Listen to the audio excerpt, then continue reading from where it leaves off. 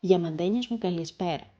Σήμερα θα σας δείξω πώς φτιάχνουμε και πώς εφαρμόζουμε τη μάσκα λεβάντας από την Nina Essential. Αρχικά πιάνουμε τα μαλλιά μας πίσω για να μην βραχούν.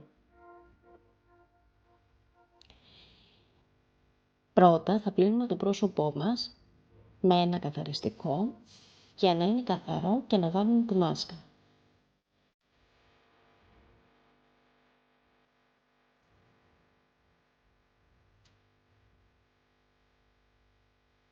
Τα προϊόντα που θα χρησιμοποιήσουμε είναι η μάσκα λεβάντας της Nina Essential,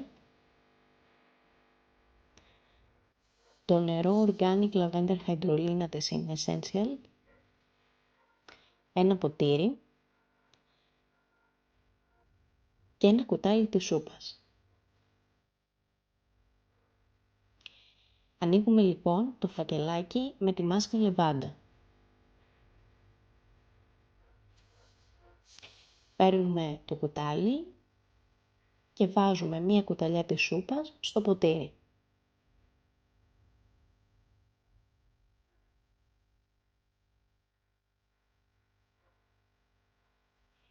Επίσης προσθέτουμε το Organic Lavender Hydrolina.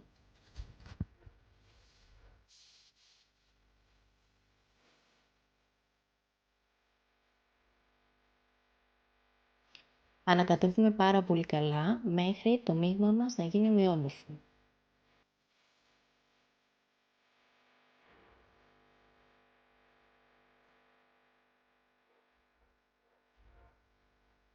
Το μείγμα έχει αποκτήσει μια παχύρευστη υφή, οπότε είναι έτοιμο για εφαρμογή.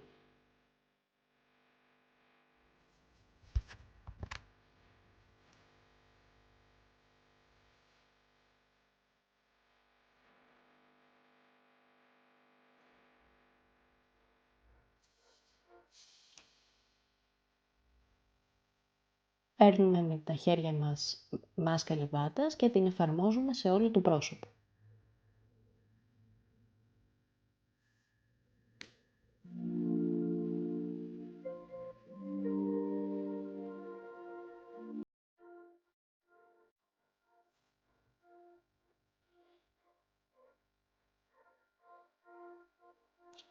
Πιάνουμε τα μαλλιά μας πίσω και αφήνουμε για 7 με 15 λεπτά. Πέρασε ο χρόνος και είναι έτοιμο για ξέβγαλμα. Ξεβγάζουμε λοιπόν τη μάσκα πάρα πολύ καλά. Να το αποτέλεσμα. Πείτε μου στα σχόλια, σας άρεσε? Πολλά φιλάκια!